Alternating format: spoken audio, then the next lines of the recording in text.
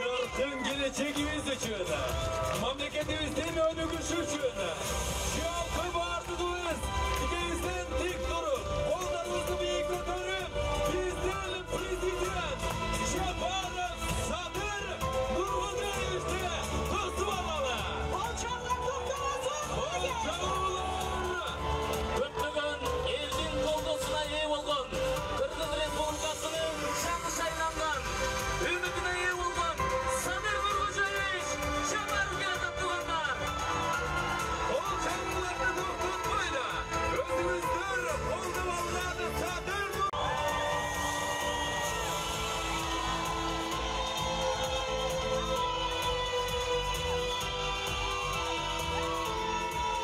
Sadır Nurgul'da işte kollucular var mı gelin? Kollarını büyük, omuzdan attırgan çeliklerimizi, tuğlarımızı büyük götürüp, kılçına koyduk koyama. Kırgız Respublikasının memleketlik himni canırsın.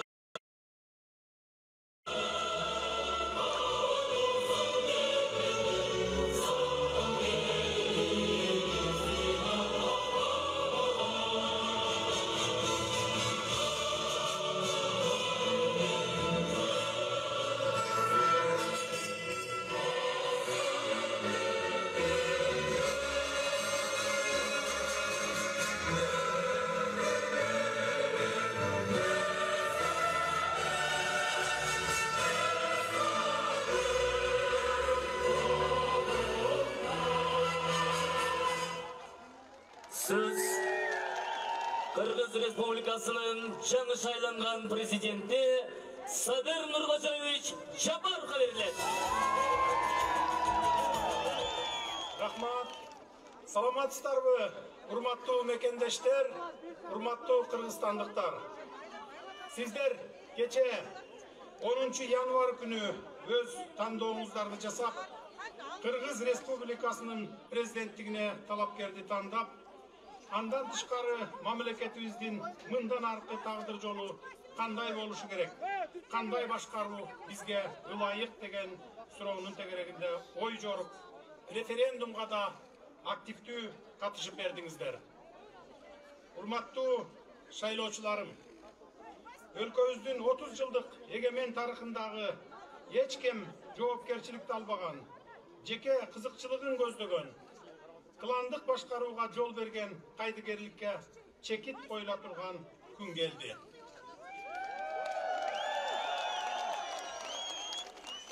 Бүгүндөн баштап Кыргызстаныбыздын өнүгүү жолуна карай кадамдар ташталды.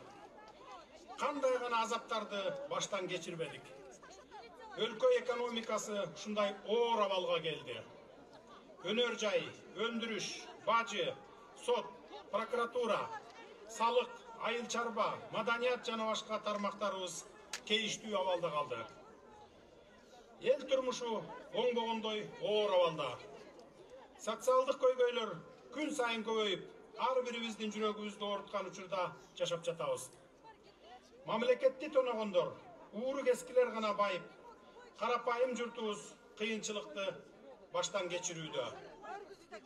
Мынакей ушундай оор жагдайда өлкө тагдырын өз колума алганы турам.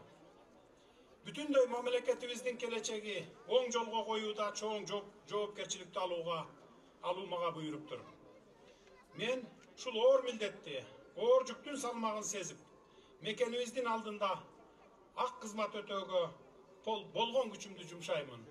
Сиздердин ишеничиңиздерди толук актайм. Кыргызстандын экономикасын оңдоо үчүн алдыга коюлган бир топ идеяларыбыз бар. Буюрса, аларды жүзөгө ашырып, элибиздин бакубат турмушун курууда саясий эрким да жетет. Жаратылышка бай, кен байлыктарыбыз мол, тоолорубуз, сууларыбыз, табиятыбыз, жерибиз, kılımдар boyu gelecek muğunu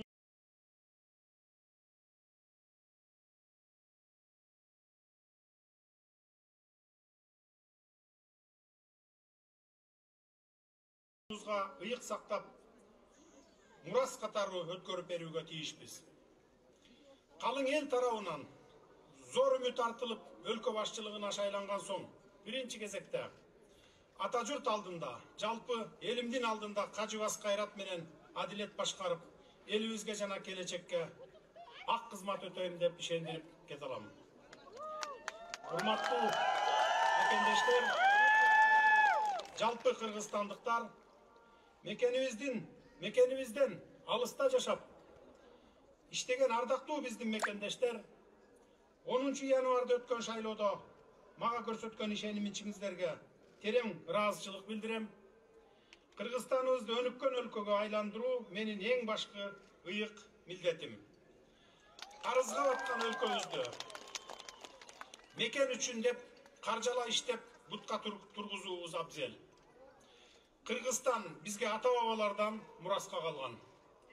Далай кармаштарда кандар төгүлүп, ер жүрөк баатырларыбыз эл үчүн, мекен үчүн деп манаста ураан чакырып, шейит кетишкенин биз эч убакта унутта калтырбайбыз. Биз алардын ушул ыйык милдетин ар качан акылга түйүп, жүрөккө бек сактайбыз.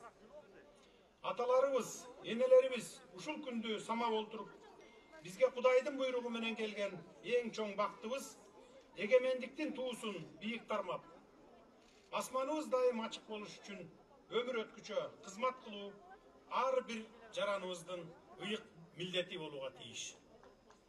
Урматтуу кыргызстандыктар, өлкөбүздөн тышкары алыста жашап иштеген биздин мекендештер, мен бүгүн дагы бир нерсени кошумчалап айта кетүүнү оң көрүп турам. Кыргыз Республикасынын президенттигине мени менен катар талапкер болуп аттанышкан биздин мекенчил азаматтарыбызга да терең ыраазычылыгымды билдире кетейин. Өзүңүздөр билгендей, президенттикке аттанышкан менден башка да талапкерлерибиздин саясатта өзүлөрүнүн салмагы, кадыр-баркы, тажрыйбалары бар. Жана алар да эл урматына ээ болгон инсандар. Алардын да өлкөбүздү өнүктүрсөм, Кыргызстаныбызды кубаттуу мамлекетке айлансак экен деген ыйык тилектери бар. Мен өзүмдүн атаандаштарымды дал ушул тилектери жана сапаттары орду үчүн сыйлайм жана терең урматтайм. Кудай буйруп, президент катары толук кандуу ишке киришерим менен, мени менен бирге өз талапкерлигин коюшкан атаандаштарымды акылга алчап, өлкө тагдырын оң жолго салууда кеңешип, баарлашууга чакырам. Бири-бирибизге карата жалган жалаа, ушак айы, көө жапмайдан эл турмушу эч убакта оңолуп кетпейт. Бөлүнүп жарылуудан эч нерсе утпайбыз. Бөлүнгөндү бөрү жейт деген макалды унутпайлы. Азыр бизге ынтымак керек. Рызкыны элибизге ынтымак гана алып келет. Урматтуу мекендештерим, эгемен өлкөбүз өнүп өссө экен деп ыйык тилек кылган ардактуу элим, мага сиздерден бир гана нерсе керек. Ал ишеним. Өлкөбүздүн келечегине болгон ишеним. Демек, кыйын шартта турган өлкөбүздү оңдоп, алдыга жылдыруу ниетинде сиздер да мага колдоо көрсөтүп, мени менен чогуу чаран кызматташсаңыздар деп суранып кететилем.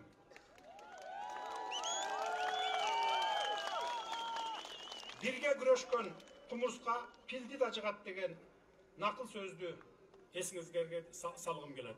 Бирге бололу, биримдикте, ынтымакта иш алып баралы. Сиздердин колдооңуздар бул мага карата ишенимиңиздер. Өлкө келечегине болгон ишенимиңиздер. Эми мындан аркы кадамдарыбызды да сабырдуулукту кармап, кажыбаган мээнеткештик менен алдыга зор максатты коюп, мага кол кабыш кыласыздар деп терең ишенемин. Бардыгыбыз жарандык ыйык милдетибизди так өтөсөк, ак эмгектин акыбети кайтпай койбойт. Буюрса, Кыргызстандын келечеги кең. Сөзүмдүн акырында айтарым, Кыргызстаныбыз гүлдөп, өнүгүп өскөн мамлекетке айлансын, жергебизде ар качан тынччылык болсун, аманчылык болсун, бар болуңуздар. Sizlerge tereң ыраазычылык билдирем.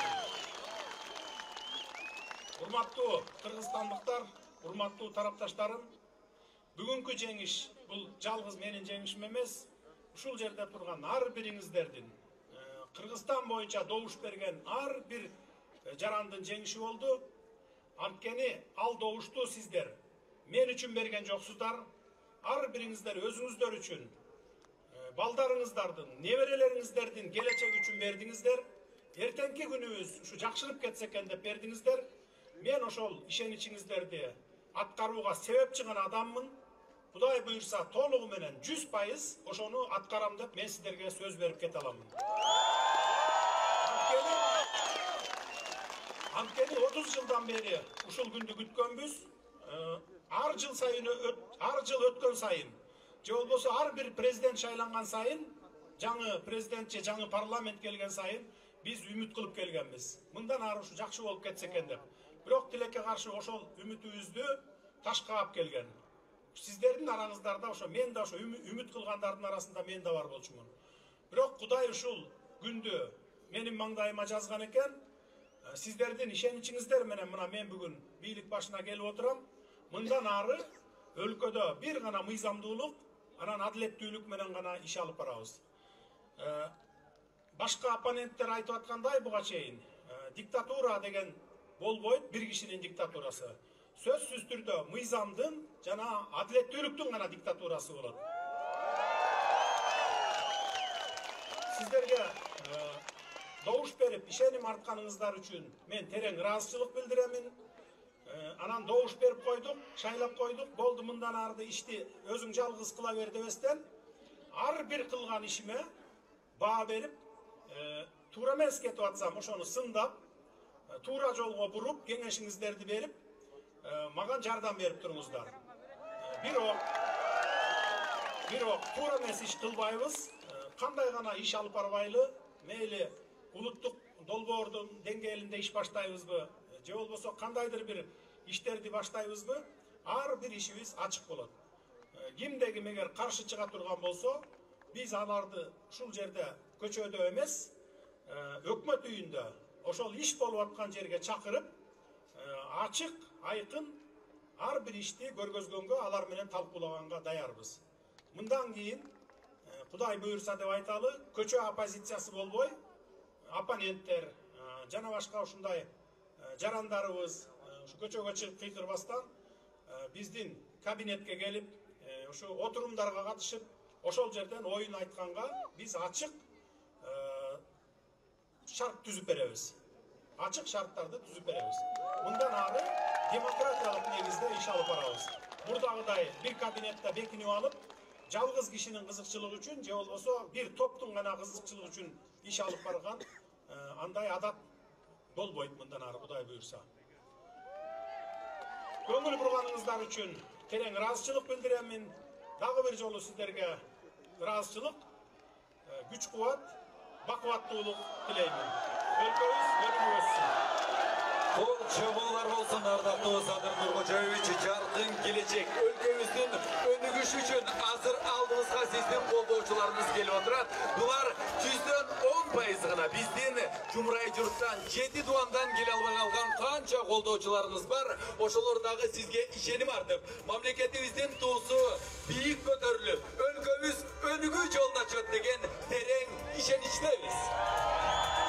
Артыңызга келиңиздер. Биздин Кыргызстандын президентине ийгилик каалайбыз сизге. Кыргызстан сизге ишенет. Рахмат, урматтуу катышуучулар. Мен сиздерге ыраазычылык айтуу менен бирге ушул келе албай калган алыскы райондордогу ушул бүгүнкү биздин сөзүбүздү угуп турган жарандарыбызга, добуш бергендерге терең ыраазычылык билдиремин. Анан дагы бир нерсени айтпай кетипмин, эстегенде айтып коеюн. Мына 40%га жакын шайлоочу катышты, аз катышты дегендер сөздөр болду. Эл аралык уюмдарда жазды. Бизде мына 2 миллионго жакын элибиз сыртта мигрант болуп жүрөт, билесиздер. Андан сырткары биз форма 2 деген коррупциялык схеманы жокко чыгарганбыз. Ар бир айылдан райондун центрине келип жашап аткандар бар, областтын центрине келип жашап аткандар бар. Анан ушул Сары Өзөн чүйгө, Бишкекке келип жашап аткандар бар. Алар сөзсүз түрдө катыша албайт, анткени алардын пропискалары айылдарда болчу. Ошондуктан бул 40%га жакын катышкан элди биз эсептесек болот, 100% катышты деп эсептей берсек болот. Анткени ошонун ичинен 81%ы мага ишеним көрсөттүңүздөр. Сиздерге бардыгыңыздарга, бүтүндөй кыргызстандыктарга жана мигрант болуп жүргөн биздин мекендештерибиздин бардыгына терең ыраазычылыгымды билдирип кетемин. Рахмат сиздерге, бар болуңуздар. Урматтуу Садыр Нуркожоевич, эгер уруксат берсеңиз, бүгүн тарыхый күн, мына ушул сизди канчалаган эл колдоп келип отурат. Ошондуктан келиңиз. Бүгүн заманбапча бир ушул колдоп келген элиңиз менен бир селфи